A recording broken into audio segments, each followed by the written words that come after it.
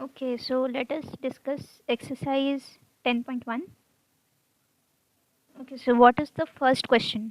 First question में 6 parts हैं, second question में भी 6 पार्ट्स हैं.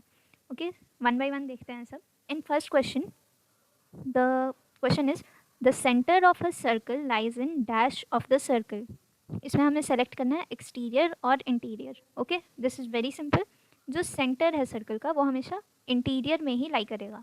ओके, इंटीरियर और एक्सटीरियर आपको पता होगा, ये जो बाउंड्री है इसके अंदर जो भी है वो इंटीरियर है और बाहर जो भी है वो एक्सटीरियर है. Okay, now second question is a point whose distance from the centre of a circle is greater than its radius lies in dash of the circle.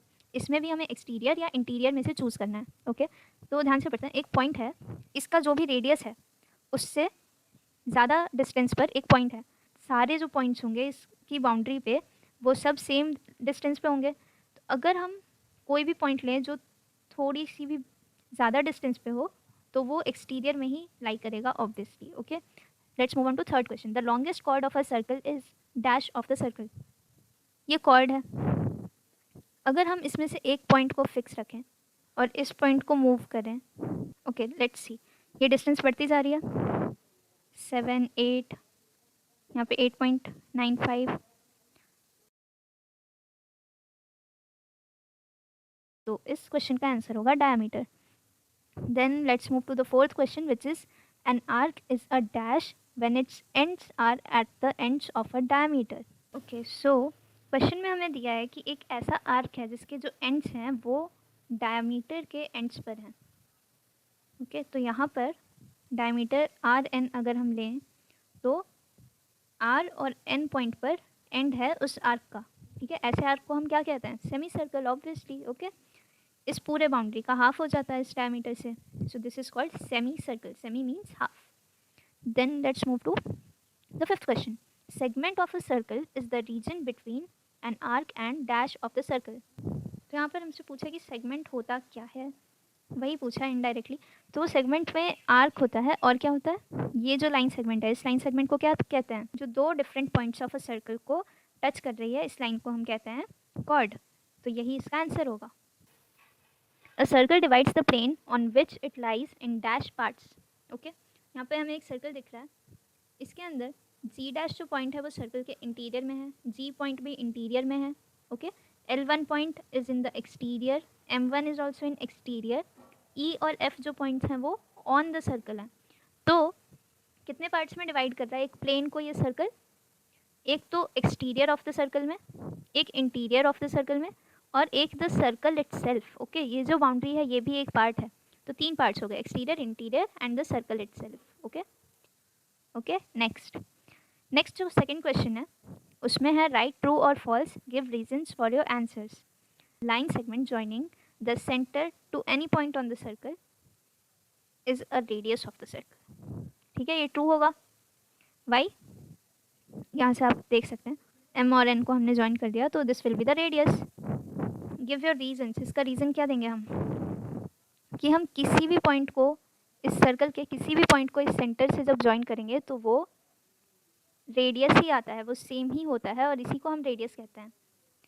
Now second part is a circle has only finite number of equal chords.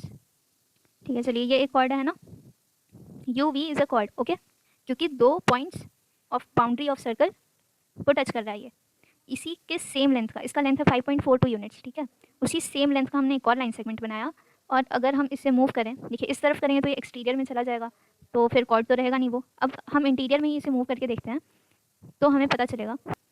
अब we point से ही हमने दो बना दिए equal length के chords, है ना. लेकिन हमारे पास बहुत सारे इस तरह के पॉइंट्स हैं. सो इसलिए हम कह सकते हैं कि infinite number of chords of same length बनाए जा सकते हैं एक सर्कल के अंदर. So here we have the third part of the question. If a circle is divided into 3 equal arcs, each is a major arc.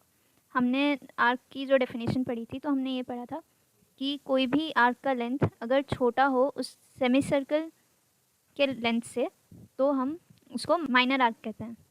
तो अगर semi circle के मेजर से बड़ा हो तभी हम उसे मेजर आर्क कहेंगे. यहाँ पर अगर हमने इक्वली डिवाइड कर लिया तो 120 120 हो जा रहा है. 120 इज़ लेस दैन जो एक सेमी सर्कल का मेजर होता है, सेमी सर्कल का मेजर 180 डिग्री होगा, तो यहाँ पर 120 है, इसलिए it is not a major arc, तो ये फॉल्स हो जाएगा।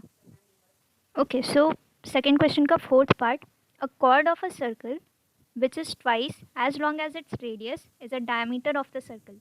ये ट्रू है या फॉल्स, ये हमें बताना है। तो यहाँ पर हम देख सकते हैं कि O1S1 इज़ द रेडियस और R1S1 इज़ द डायमीटर। तो R1S1 एक कॉर्ड भी है क्योंकि ये दो पॉइंट्स को टच कर रहा है सर्कल के सर्कमफेरेंस के।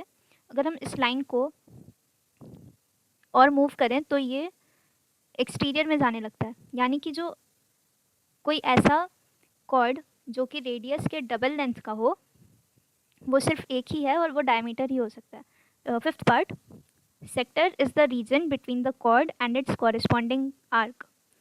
तो यहाँ पर हम एक सर्कल देख सकते हैं, यहाँ पर एक कॉर्ड बना हुआ है, इस कॉर्ड के जो इस तरफ वाला हम सेक्शन देख पा रहे हैं, जो क्वेश्चन में दिया है कि कॉर्ड और कॉरेस्पॉन्डिंग आर्क, तो कॉर्ड और कॉरेस्पॉन्डिंग आर्क से मिलकर जो पार्ट बनता है उसे हम सेगमेंट कहते हैं, सेक्टर नहीं कहते हैं। सेक्टर हम यहाँ पर देख सकते हैं, ये शेडेड रीजन, ये सेक्टर होता है जो कि दो रेडियस और एक आर्क से मिलकर बनता है।